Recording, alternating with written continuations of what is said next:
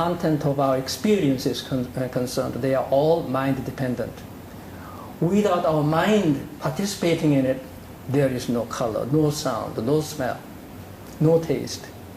That's why I said, you are in a sense a mini God. You know the word mini, right? You're a small God. In Buddhism, you are great Buddha. Why? The world you experience is yours. You create. You are privileged. You are blessed. Again, if you are like blind and so on, it's a great misfortune. There's no world which you experience. Now, I'm spending a great deal of time on this because I thought about the truth of Ilonsang, which is in the scriptures of WonBuddhism, chapter 1 and section 1. He says, what is the truth of Ilonsang? And first of all, he says, Ilon is the essence of what? Essential nature of all things in the universe. Essential nature of all things. Essence. Or if we use like a technical, philosophical, technical term, it's like a noumenal nature. Noumenon is the reality. Noumenal nature. Essential nature.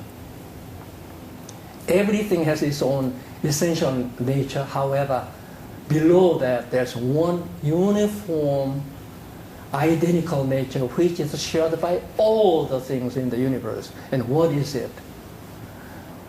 The other school in traditional Buddhism called the Shunyatavada, emptiness school.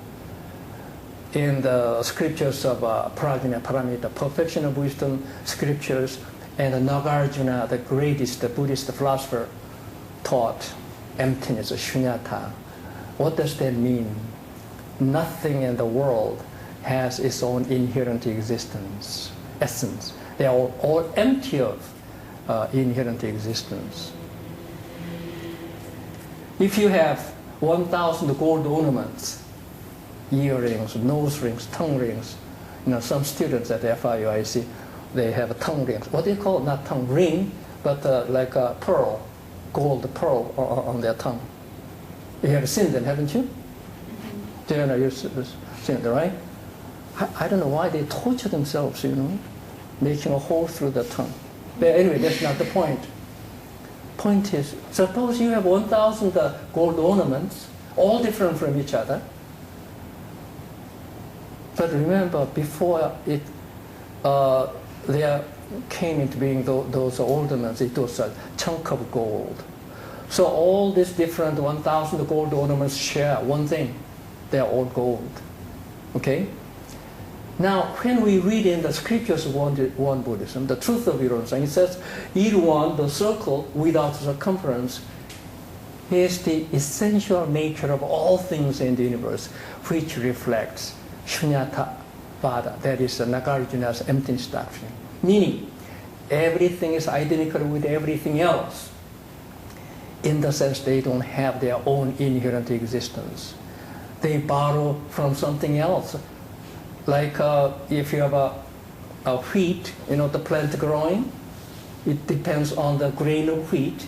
Grain of wheat cannot change itself into the plant or grass of the wheat. It needs water, earth, air, heat, and so on. And of course, the ultimate cause of that is the grain of wheat.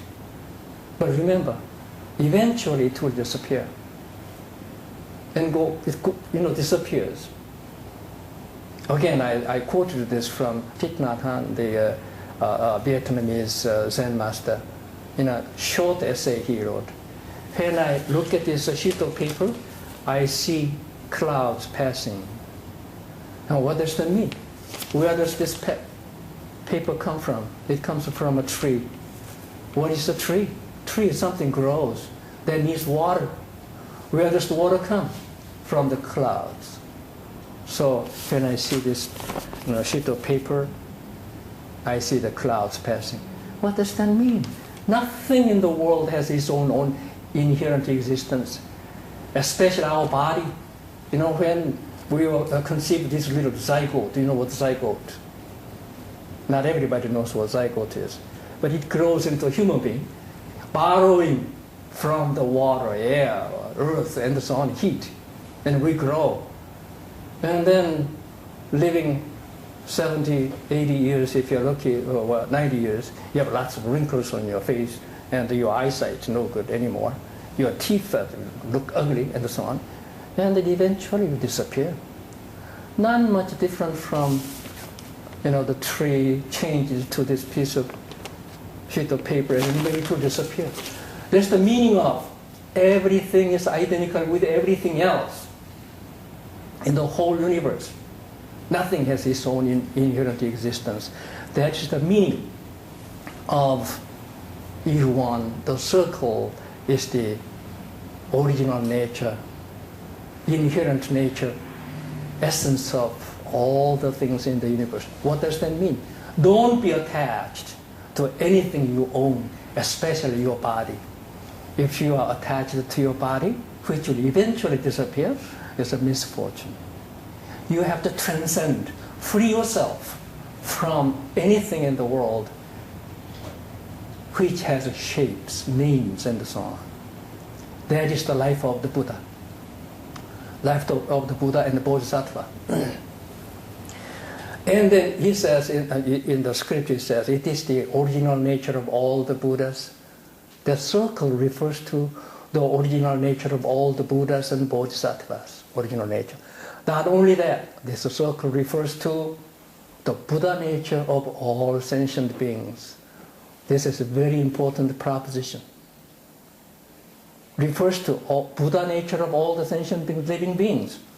In Christianity, you are a sinner, no matter how good you are, including Pope, you are all sinners. Isn't that correct? In Buddhism, we have a more optimistic view. You are all Buddhas. Simply, you are not enlightened to your own Buddha nature, and you suffer because of the delusions, misunderstanding of the ultimate nature and the truth of the world. So you should be enlightened. So this Irwan, the circle, refers to, in the first place, the essential nature of all the things in the world. What was that? Emptiness.